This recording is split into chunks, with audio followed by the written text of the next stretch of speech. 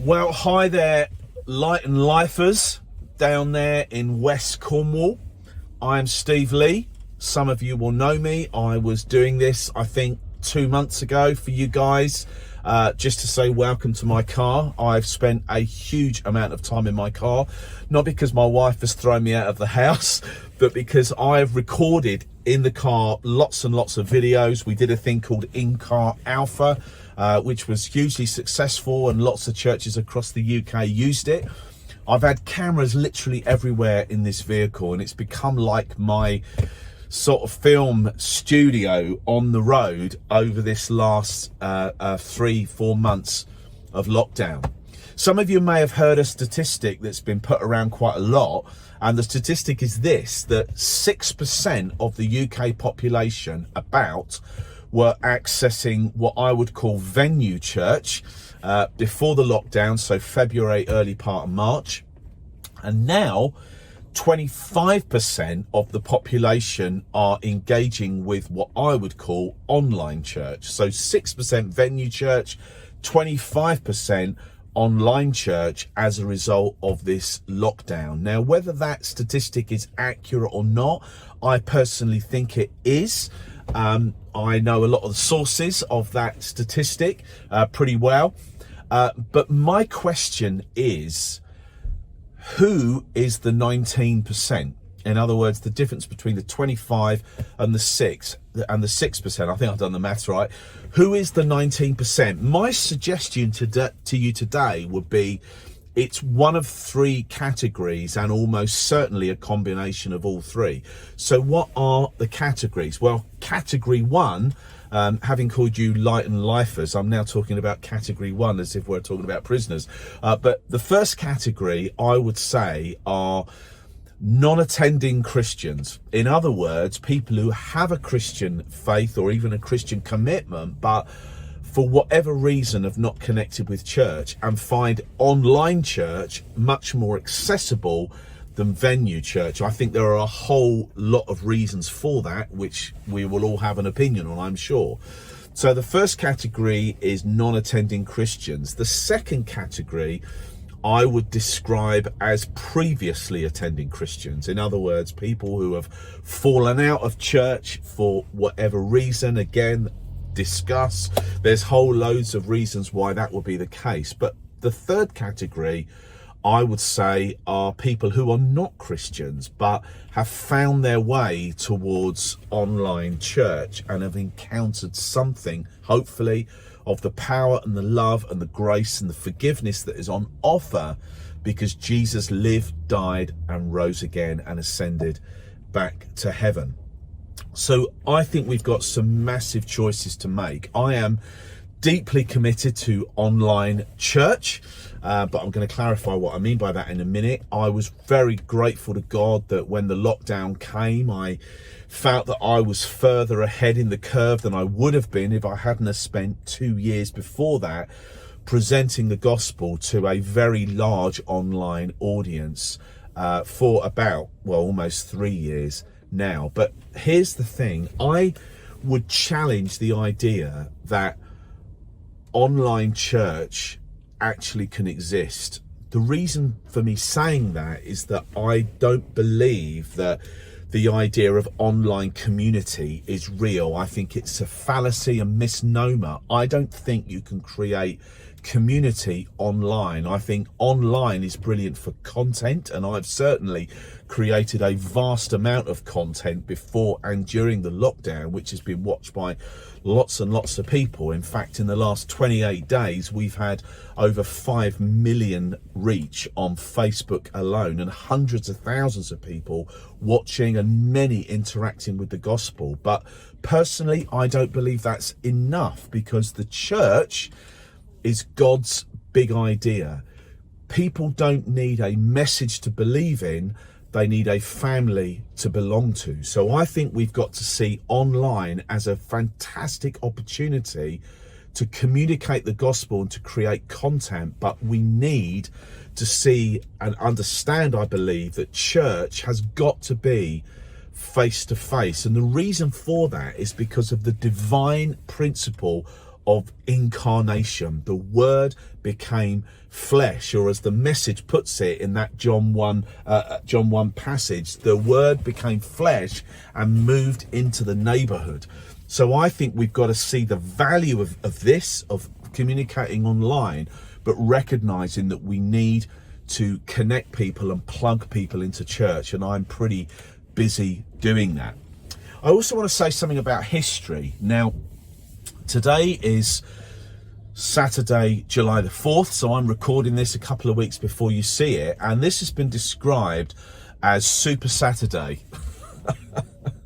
Super Saturday because the shops are open for the first time, and it is the first big step into the new normal, the lifting of lockdown. Now, I'm in London today. Well, I'm in my car, obviously. I'm in London, and the reason why I'm in London is because I've just dropped my daughter off, who's going back to university to do her second year, and they are looking through a number of properties today. So I had it in my diary that I wanted to film this today for you, but I'm actually at a very special place. Well, you could say, well, you look like you're in a car park. I am in a car park, but I am on a spot where a photograph was taken, okay? And I'm going to show you the photograph now on my iPad. I'm going to, hopefully there's not too much of a reflection so you can see it. Okay, that may have reversed as well, but this is the site in North London. This is a place called Haringey, and this spot is where that photo was taken. Right there was the entrance to the Haringey Arena, and in 1954, on March the 1st, it was the opening night. Billy Graham, the famous US evangelist who died not very long ago at the age of 99, who has been one of my heroes, possibly my hero, the biggest of them all, over these last 30 years as I have worked out my calling as an evangelist. I have immersed myself in his story. I probably could go on Mastermind and have a specialist subject of Billy Graham. I probably could do the same with D-Day and possibly Narnia as well. But I love to come to this place. I love to revisit this place. It's now called the Haringey Arena Retail Park, and the entrance, what was the main entrance where 10,000 people walked through to hear Billy Graham for nearly 3 months every night, is now Poundland.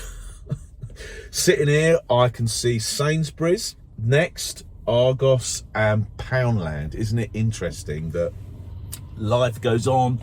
The Haringey Arena was knocked down many years ago, but this is a place that I love to come back to. And the reason why I come back to here is not because I believe that the place is mystical in some way, but I love to revisit. And so many stories throughout the scriptures would reveal to us that God loves to revisit. He loves to do what he did before.